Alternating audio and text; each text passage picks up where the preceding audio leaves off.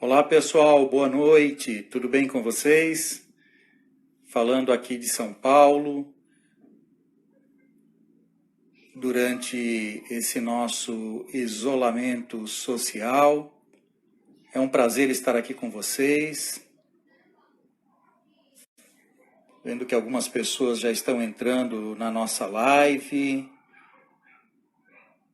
Dando um alô para vocês que vão participar conosco, que vão passar alguns minutos aqui conversando sobre um tema de podologia que eu escolhi para hoje, que é a ortoníquia ou ortoniquia, né? Ainda há discussão para se saber se o correto é falar ortoniquia ou ortoníquia. Bom, o importante é que nós vamos falar sobre as órteses ungueais, sobre as órteses para a correção da curvatura do arco da unha. Eu sei que muitos de vocês são profissionais que já atuam no mercado há muito tempo e, portanto, já conhecem muitas das técnicas que são utilizadas na podologia, em particular na podologia brasileira.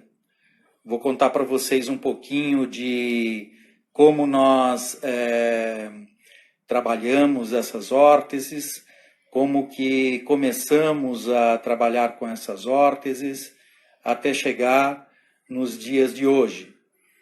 E alguns de vocês também são profissionais novos que eu quero dizer que têm aí menos de 10 anos de podologia, alguns menos de 15 ou 20, outros menos de 5. Eu atuo na podologia já há 32 anos e quando eu comecei a atuar na podologia, que foi no ano de 1988, que eu ingressei para o meu curso, que então não se chamava podologia. Era um curso com 440 horas de duração, para vocês terem uma ideia, no ano de 1988. Não existiam cursos técnicos. De graduação, então, nem se imaginava que um dia a podologia estaria dentro do cenário universitário. Então, no ano de 1988, quando eu iniciei, e nós tínhamos apenas uma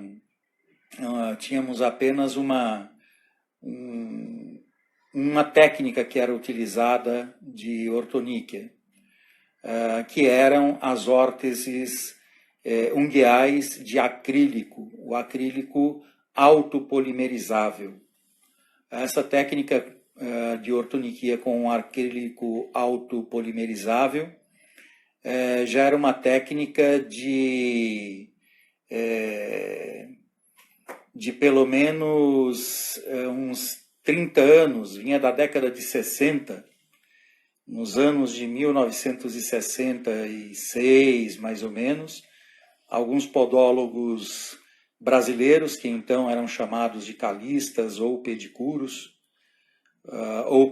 calistas, estiveram em um congresso no Chile e lá viram a técnica das órteses acrílicas. A partir de então, trouxeram aqui para o Brasil e essa técnica foi aprimorada por podólogos brasileiros, juntamente com esses colegas que estiveram. Eram colegas que participavam na época da Associação Brasileira de Pedicuros, que hoje é conhecida como Associação Brasileira de Podólogos. Entre eles tinha um profissional chamado Aguiar, e quem aprimorou a técnica aqui no Brasil foi o Laci Neves de Azevedo, que veio a ser depois, no final da década de 1980, dos anos de 80 do século passado, introduziram essa técnica, levaram essa técnica, ele levou essa técnica para dentro do único curso que tinha de formação de podólogos, único no estado de São Paulo. Tinha um no Rio de Janeiro, que era da mesma instituição, era Senac São Paulo, Senac Rio de Janeiro, que davam esse curso. E era um curso que chegou à década de 90 do século passado,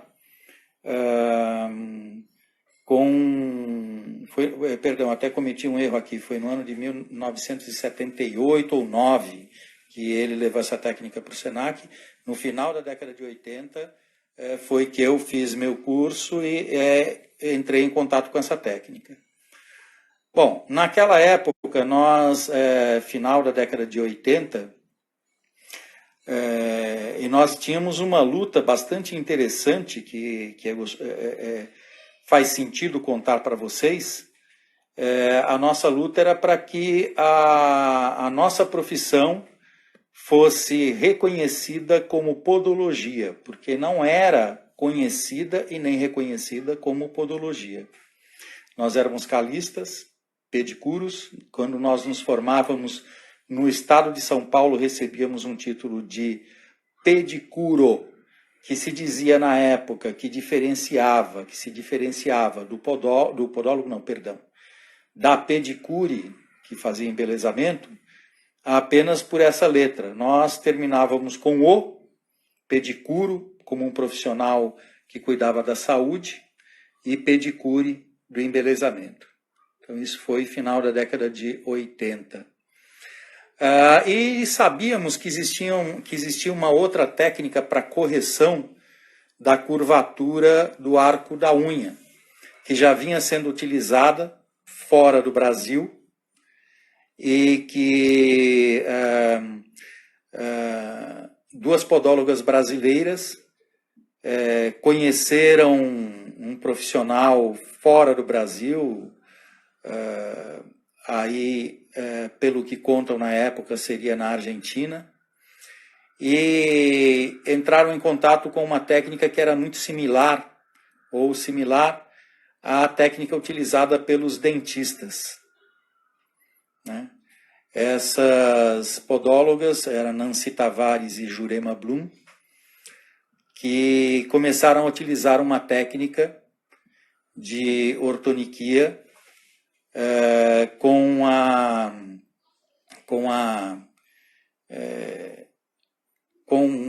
com essa similaridade, né, muito parecida com o que faziam os dentistas, utilizando brackets, utilizando fios de aço ortodôntico, utilizando os alicates de ortodontia.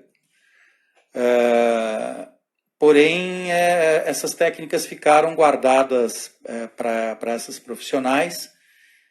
Os podólogos brasileiros, ou nós que estávamos na época lutando para sermos reconhecidos como podólogos, né, os pedicuros brasileiros, os calistas brasileiros, os calistas pedicuros ou pedicuros calistas, tivemos que correr atrás, buscar trazer para o Brasil alguém que nos ensinasse essa técnica. E foi a Associação Brasileira de Pedicuros, hoje Associação Brasileira de Podólogos, a ABP, que no ano de 1992 trouxe para o Brasil um podólogo argentino chamado Carlos Hugo Castro Saez, e numa manhã de domingo ele reuniu lá, o pessoal da ABP reuniu algo em torno de uns 15 profissionais que nos auto-intitulávamos podólogos,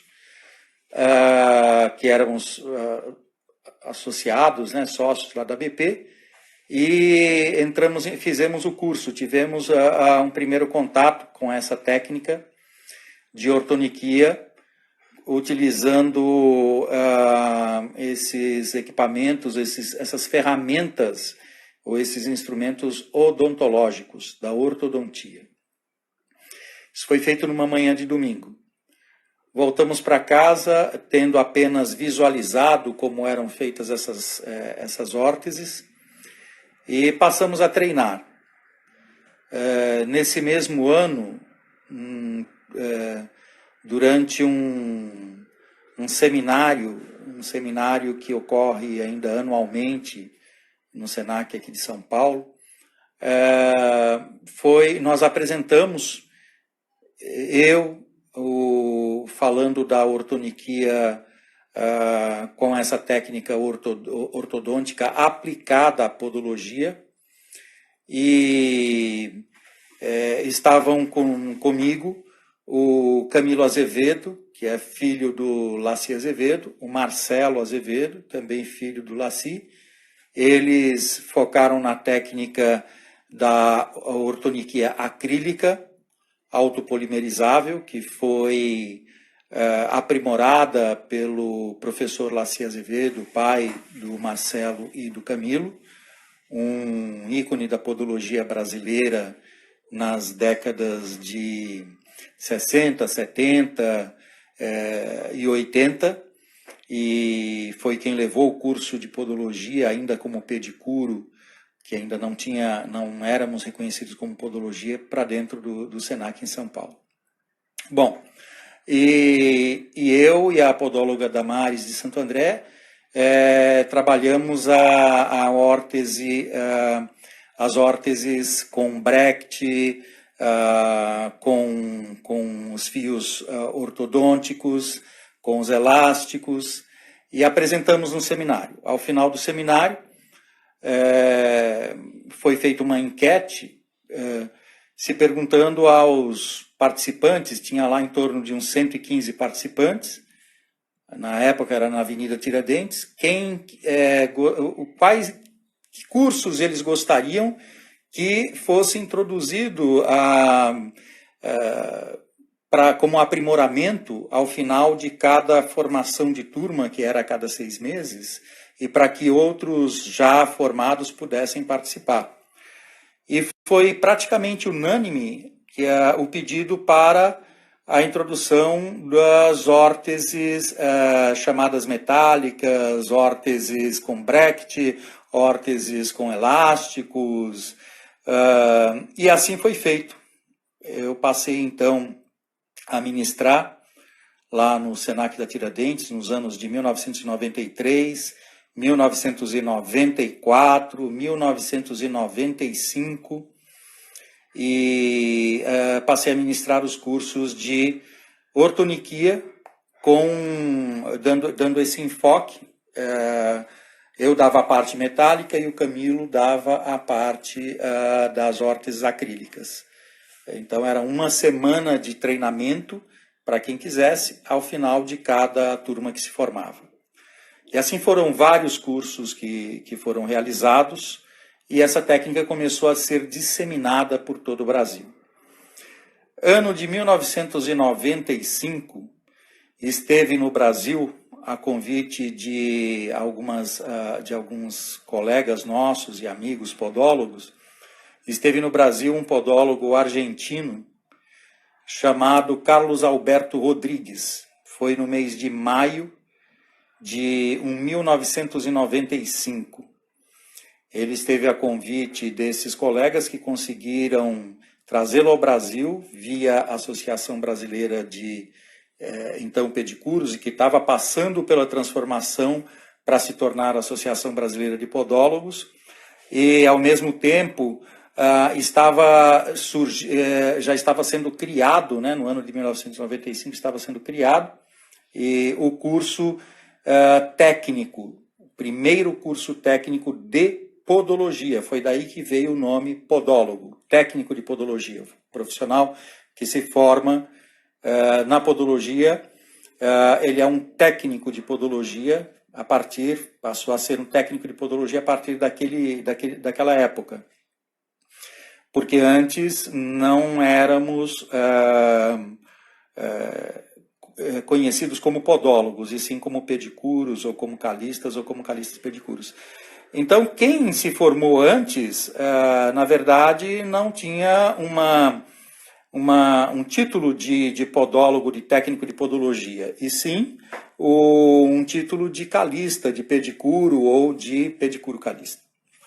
Bom, são detalhes, apenas para vocês irem entendendo um pouquinho de como nós chegamos nos dias de hoje, porque às vezes essas questões históricas acabam ficando de lado, acabam ficando esquecidas, e acabamos trabalhando no automático, apenas desenvolvendo técnicas sem saber de onde elas vieram, sem saber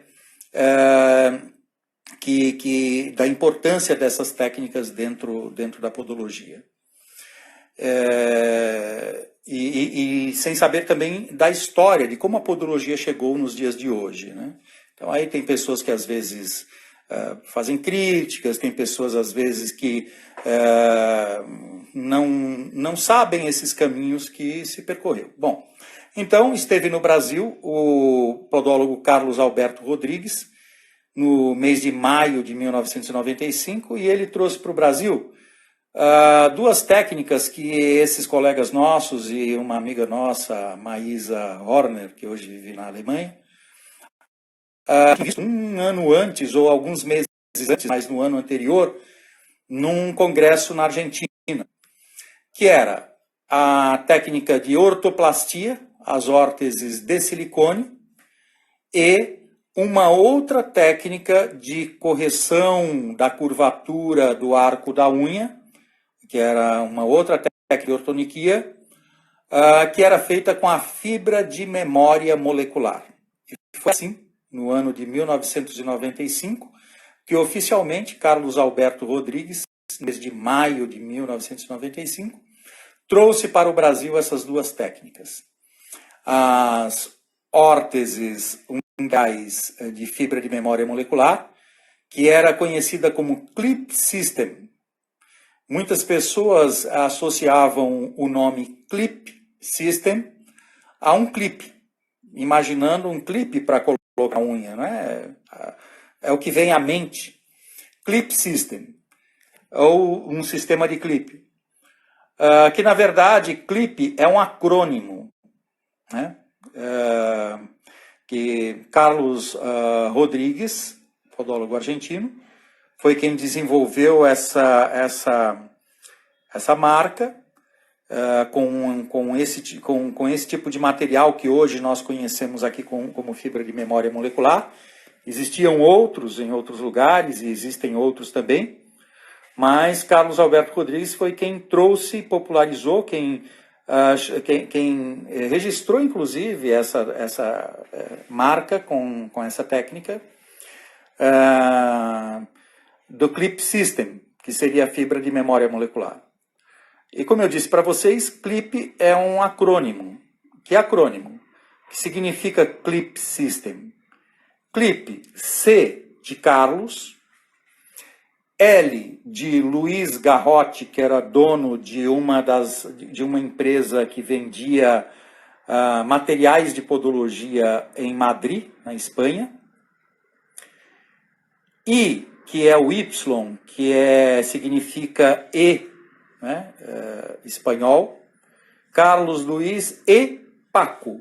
Paco, que era uma pessoa que nada tinha a ver com a podologia, mas que era amigo do Carlos, e que conhecia um material, que apresentou esse material para o Carlos Rodrigues e falou, olha, isso daqui eu acho que é o que você está procurando, um material que tem memória, que dá para ser colocado, colado sobre a unha, e eu acho que vocês vão conseguir trabalhar com ele.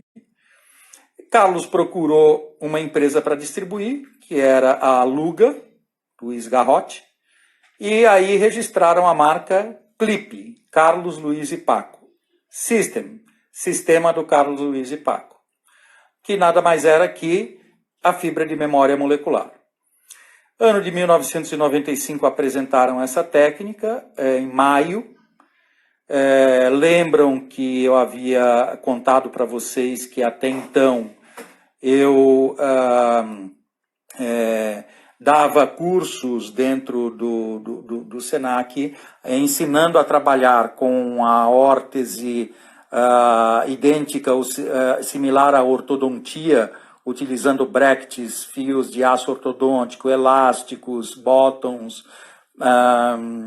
e fazer os moldes. E o Camilo dava a parte de órteses acrílicas, né?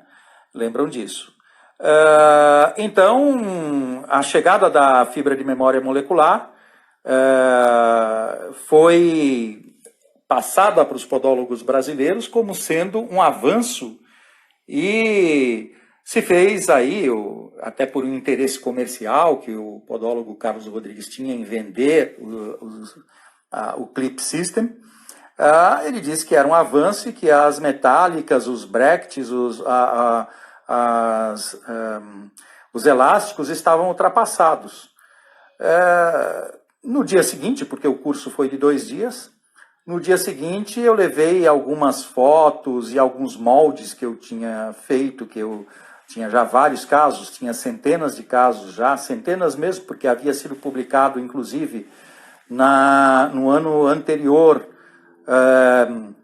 ou foi naquele mesmo ano, não me lembro bem, na Páscoa havia sido publicado pelo Diário do Grande ABC uma página inteira, uma folha inteira, no domingo de Páscoa, mostrando as técnicas que nós aplicávamos e os resultados que existiam. Então eu mostrei para ele que não era bem assim, que não eram técnicas ultrapassadas. E, para nossa surpresa, no mesmo mês nós fomos convidados, eu, Maísa Horner, né? Fomos convidados para irmos para a Argentina, e fizemos um estágio no Serviço de Podologia do Hospital Italiano de Buenos Aires e no consultório do Carlos Rodrigues. Ele era o chefe do Serviço de Podologia do Hospital Italiano de Buenos Aires, onde pudemos aprender mais sobre essas técnicas, treinar mais a ortoplastia e a fibra de memória molecular, mas também voltamos com a incumbência de lançarmos aqui as jornadas internacionais de podologia. E assim, em fevereiro de 1996, foi realizada a primeira jornada, que é o primeiro Congresso Internacional de Podologia, trazendo Carlos Alberto Rodrigues, trazendo Javier Aycar, da Espanha. Javier Aycar nos ensinou, por exemplo, já no ano de 1996, em fevereiro, a utilizarmos o Doppler, a fazermos o índice tornozelo-braço. Com Carlos Rodrigues aprendemos a trabalhar com os micromotores, porque até então os motores eram de chicote. A pensar em se introduzir uma autoclave, porque trabalhávamos com estufas e vimos as autoclaves, a trabalharmos com as goivas, porque vimos as goivas lá também e trouxemos essas goivas, né, que eram as gúbias descartáveis e as lâminas descartáveis. Foi uma revolução na podologia brasileira, mas também não trouxemos, o Carlos Rodrigues trouxe, e nós acabamos popularizando a fibra de memória molecular no ano de 1996, com a técnica de apresentação ao vivo, já no ano seguinte, né? Aí já não foi 96, em 97 nós fizemos um segundo congresso, que foi em Itapecerica da Serra, num hotel fazenda, e lá nós tivemos uma manhã todinha de prática, que era filmada, uma câmera, e passada no telão. E aí, nessas práticas, nós apresentamos como que se aplicavam várias dessas técnicas, a ortoplastia, as órteses de silicone, a fibra de memória molecular, as órteses que já estavam bastante conhecidas também, que eram as metálicas, as elásticas, com gancho, com bracket, com bottoms. E o modelo que nós levamos para a filmagem, que até estou lembrando agora algo interessante, hoje ele está até como meu amigo aí no Facebook, que era um paciente meu, que era o Borges. Eu podia ter falado até com ele para ele dar um depoimento aqui para nós, acabei esquecendo, mas vou pedir isso. Em determinado momento nós estávamos aplicando a órtese nele e ele falou: eu sei onde se encontra esse material aqui no Brasil, porque na empresa que eu trabalho nós compramos algo similar ou esse material mesmo para usar para outros fins. E assim foi que ele nos ensinou qual era o material e onde existia esse material, E alguns de nós fomos atrás e passamos a comprar esses materiais. Eu junto com o Plínio, o Renato Butcher com o Luiz, e assim começaram a surgir as fibras de memória molecular made in Brasil, e as fibras Butcher, as fibras AID, com o saudoso Plínio, que acabou nos deixando esse ano, e que foi alguém que nos incentivou muito, e que nós a ele também, no trabalho, na fabricação de instrumentais na podologia, na venda de fibras, na distribuição das fibras pelo Brasil todo. Bom, e assim as fibras de memória molecular se tornaram comuns. Mas foi interessante o que aconteceu depois. Por quê? Muitas pessoas, as escolas começaram a surgir a partir do momento que o curso técnico de podologia foi criado. Deixou de ser exclusividade de apenas uma escola em São Paulo, e tinha uma no Rio, deixou de ser exclusividade e começaram a ser criadas escolas técnicas de podologia que se espalhavam pelo Brasil. IBRAP no Rio de Janeiro, que era antes o CR, curso de podologia, passou a ser IBRAP, e assim outras tantas escolas, dezenas hoje nós temos, eu diria centenas delas, né? Espalhadas pelo Brasil desses cursos técnicos.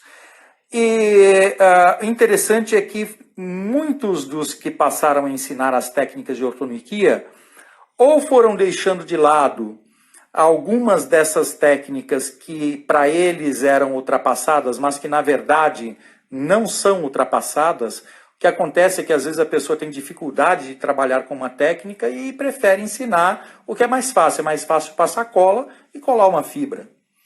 E olha que nós que trabalhamos com as órteses ungueais, sabemos que é muito mais fácil aplicar uma órtese, por exemplo, metálica, e muito mais rápido do que aplicar uma fibra. E o resultado, muitas vezes, acaba sendo não só similar e às vezes até melhor. Depende da unha, pode ser melhor, pode ser pior, pode ser igual. O que nós falamos hoje, que a escolha de uma técnica de ortoniquia, ela não deve ser feita porque uma é melhor do que a outra, porque na verdade elas não são. Na verdade, o que se deve fazer é um estudo do porquê a unha tem uma determinada curvatura, o quanto ela está curvada, quanto o corpo da unha está curvado. Guardem essa palavra corpo da unha e não lâmina ungueal. Quem fala lâmina ungueal está falando um termo ultrapassado, que foi deixado de lado no ano de 2001 ou 2002, tá? Cientificamente falando e tecnicamente falando. Então, o corpo da unha, ele tem que ser estudado, porquê da sua curvatura, e a técnica a ser utilizada de ortoniquia vai depender não só da causa, mas da espessura, das bordas do dedo, de se eu estou diante de uma unha em telha, em torquês, em caracol, ou seja, existem vários fatores, várias alterações ungueais que devem ser analisadas para que seja feita a escolha da órtese adequada. Muitas vezes, uma fibra pode não dar o mesmo resultado esperado que uma órtese acrílica pode dar. Se eu tenho uma borda ou bordas muito altas, bordas laterais muito altas, eu tenho que rebaixar essas bordas e deixar o corpo da unha crescer sem sofrer a pressão lateral e medial das bordas sobre ela. Para isso, não existe órtese melhor do que uma antiga órtese acrílica, que hoje não existe apenas só a órtese acrílica autopolimerizável, aquela que se mistura polímero e monômero, mas também existe a órtese acrílica fotopolimerizável, aquela em que eu utilizo uma resina e uma luz para ativar, para polimerizar, para endurecer essa resina. Normalmente a luz azul. Então, em alguns casos, essa órtese que começou a ser utilizada na década de 60 do século passado chega a ser melhor do que as órteses mais modernas. Então, não é que existam órteses ultrapassadas. Muitas vezes, uma fibra de memória molecular pode não dar o resultado esperado que uma órtese elástica dá, ou que uma órtese metálica com gancho. O gancho que por muitos foi deixado de lado porque parece que é algo que pode machucar, que pode provocar uma onicólise. Uma fibra de memória molecular muito espessa, ela também pode provocar uma onicólise. Mesmo uma fibra de memória molecular das mais finas, pode provocar uma onicólise. Depende da unha, depende do corpo da unha, depende da aderência desse corpo da unha sobre seu leito, para que isso possa acontecer ou não. Então é importante que se faça um estudo minucioso do porquê eu preciso colocar uma órtese ungueal.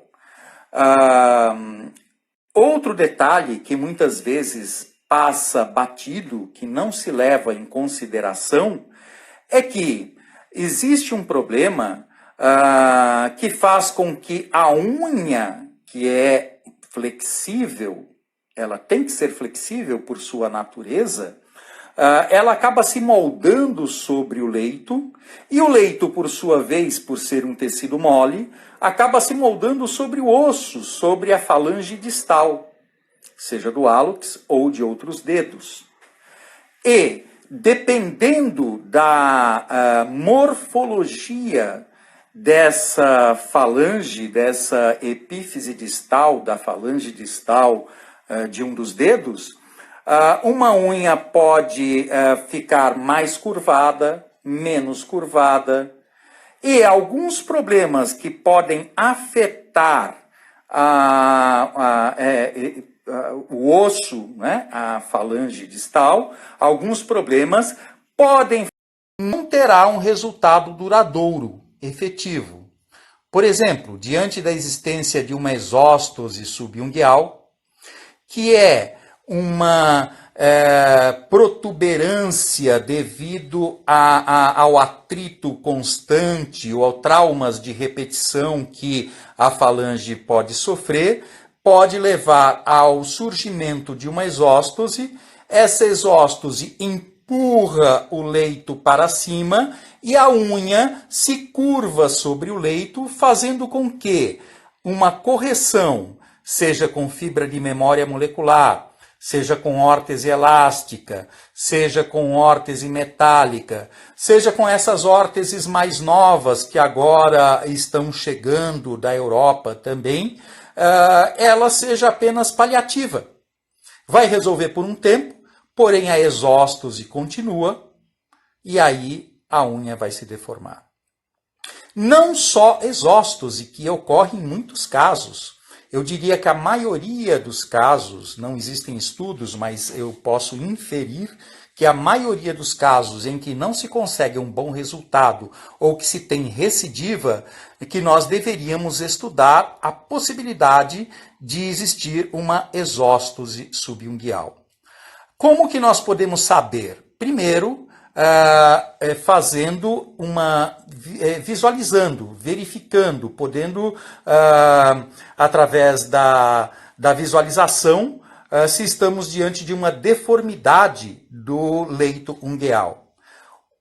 Unhas involutas também acabam muitas vezes cursando com exóstoses.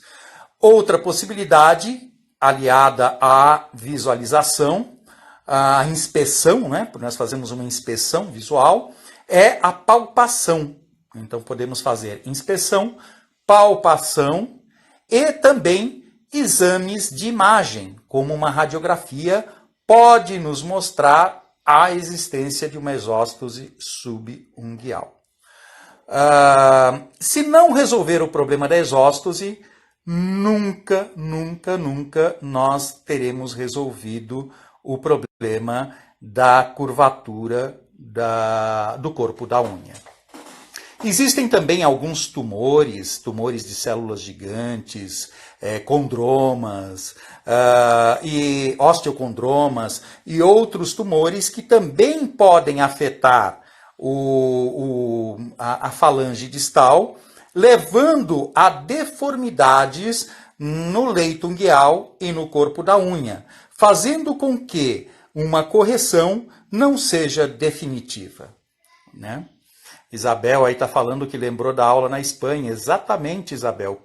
Por isso estivemos na Espanha. Um abraço para você, um beijo para você, Bel, aí de Pindamonhangaba, que foi nossa aluna e é uma profissional exemplar, que nos dá orgulho também, Bel, pelo seu trabalho que faz aí com diabéticos aí e também com toda a população aí de Pindamonhangaba. Bom, então, pessoal, esses são alguns detalhes que devem ser levados em consideração para a colocação de uma órtese ungueal. Eu tenho pacientes em que eu já aplico a órtese ungueal há mais de 20 anos. Por quê? Porque existe uma exóstose, nenhum médico brasileiro quis fazer a cirurgia da exóstose, o paciente tem a exóstose, nós podólogos brasileiros não fazemos cirurgia, se tivesse lá na Espanha já teriam feito a cirurgia da exóstose, ele já estaria sem problema nenhum. Mas como aqui não fazem, ele fica sem órtese ungueal por alguns meses, a unha começa a se curvar novamente, né? Então isso pode acontecer, deve ser levado em consideração.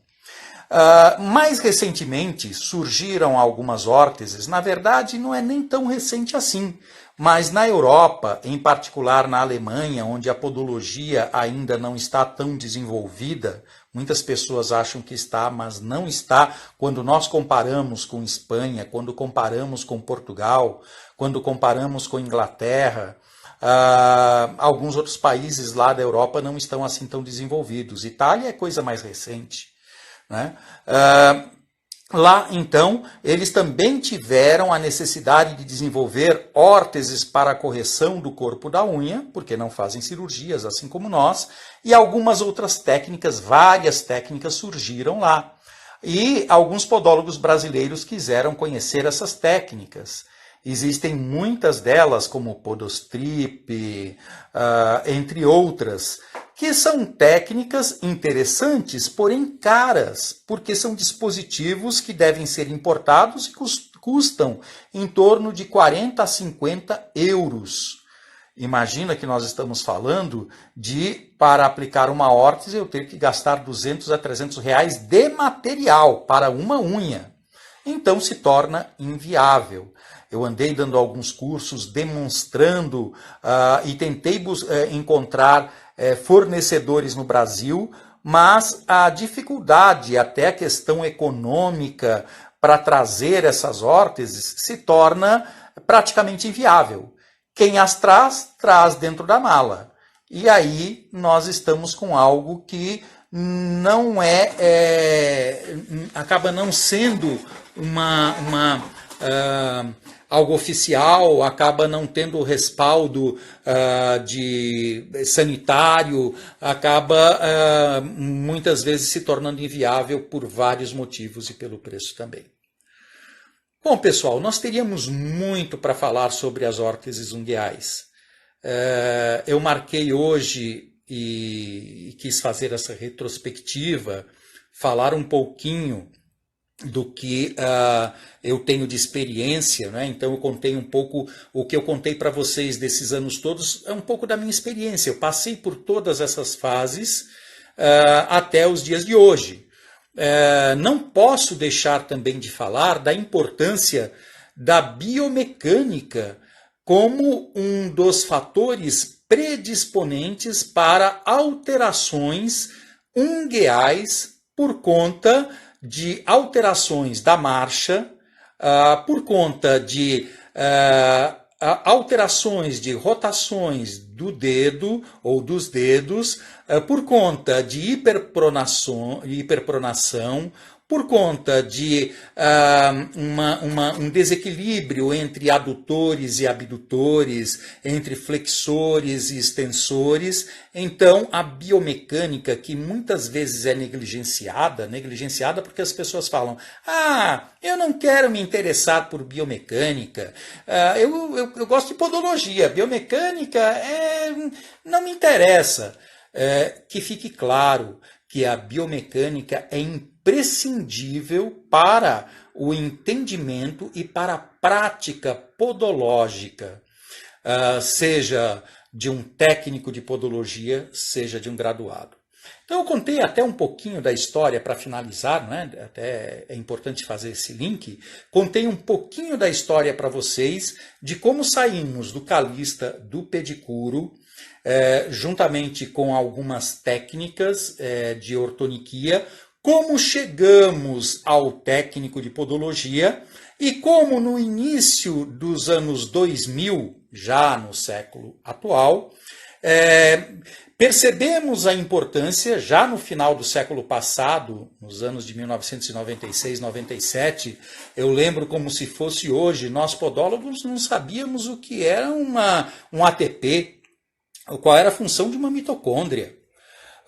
Eu comecei a trabalhar com laser terapêutico no ano de 1995 e eu lembro que enviei um fax, olha só, não existia celular, mandei um fax para Maísa. Maísa, o que é ATP? Porque eu ouvi dizer que o laser age sobre o ATP. E aí ela perguntou para alguém que era acadêmico, e esse alguém respondeu para ela, olha, é a energia da célula. Nossa! E no ano seguinte nós começamos a trabalhar com as órteses plantares e eu pensei comigo, gente, se nós não entendermos de biomecânica, como que nós queremos trabalhar com órtese plantar, com laser terapêutico, se não entendemos como ele funciona, não entendemos de biomecânica? E já estávamos trabalhando com essas técnicas. Laser terapêutico vem do ano de 1995. As órteses ungueais, bem antes, as órteses plantares, por volta de 95, 96 também. E aí, no começo dos anos 2000, surgiu um primeiro curso, que era um curso sequencial de podologia. Porém, como esse curso não tinha sido aceito pela reitoria lá da universidade onde ele foi montado, quiseram acabar com o curso. E aí me chamaram para assumir o curso e formar a única turma sequencial. Não era graduado, não era tecnólogo, era um sequencial. E isso eu fiz no ano de 2002 para 2003. Acabou aquela turma, acabou tudo. Esse curso volta depois apenas em 2008, como curso de graduação tecnológica, como tecnólogo. Por quê?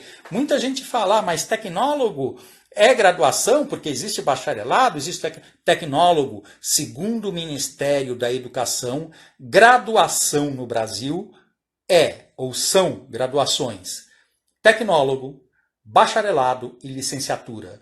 Então, o tecnólogo é um graduado. E o técnico é um técnico. Nós vamos falar disso numa outra oportunidade, onde esse tema está dentro dessa nossa agenda de lives. Eu quero aqui agradecer a vocês que estiveram comigo. É uma pena que eu não posso compartilhar algumas informações abrindo uma tela à parte. Eu gosto muito de utilizar um outro aplicativo que ele não faz link com o Instagram. O Instagram, infelizmente, embora as pessoas gostem, é um aplicativo que é muito pobre nesse sentido, no que diz respeito a eu poder compartilhar com vocês imagens de um PowerPoint, porque está tudo preparado aqui do lado e amanhã, por exemplo, nós teremos um tema que será sobre a farmacologia e osmologia em onicomicose. E estaremos o professor Manuel Cerqueira, a Viviane Ripoll do Rio de Janeiro e a Gisele Nascimento de Brasília. nós 4 juntos, dividindo a apresentação, apresentando em telas separadas alguns dados, alguns PowerPoints, e vocês poderão assistir a algo muito mais complexo. Dá para a gente passar, porque eu vou usar o aplicativo Zoom, com um link no Facebook. Será amanhã às 19 horas. Não percam. Infelizmente não será pelo Instagram, mas pelo menos lá nós conseguiremos gravar depois no YouTube, utilizar outros recursos, e aí eu volto novamente na quinta-feira aqui para o Instagram, quinta, sexta, sábado, falando de outros temas importantes e passando um pouquinho dessa minha experiência de 32 anos na podologia, que eu não quero guardar só para mim, que eu quero passar para vocês também no dia a dia e em todos os momentos. Aproveitando esse momento em que estamos em esse isolamento social e que podemos nos aproximar e trocar experiências. Vocês verão que no final de tudo isso terá valido a pena, se vamos perder por um lado, mas por outro estamos aproveitando para trocar muitas experiências, para nos aproximarmos mais. Deixo aqui meu grande abraço para vocês, uma super boa noite, continuem aí em casa, continuem aí, amanhã vai ser via Zoom no Facebook, estão perguntando aqui, amanhã Facebook, pode entrar no Facebook direto, nós vamos no Zoom, mas do Zoom nós vamos fazer o link ao vivo no Facebook.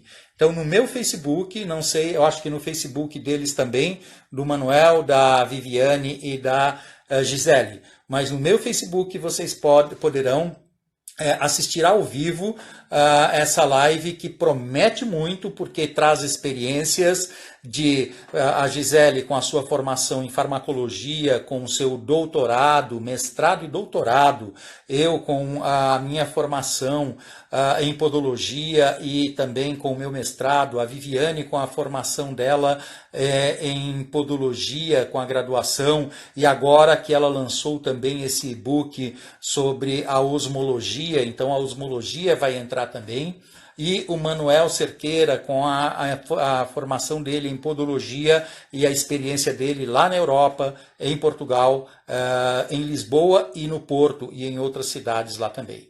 Então, pessoal, muitíssimo obrigado. Um beijo, um abraço a todos e até amanhã.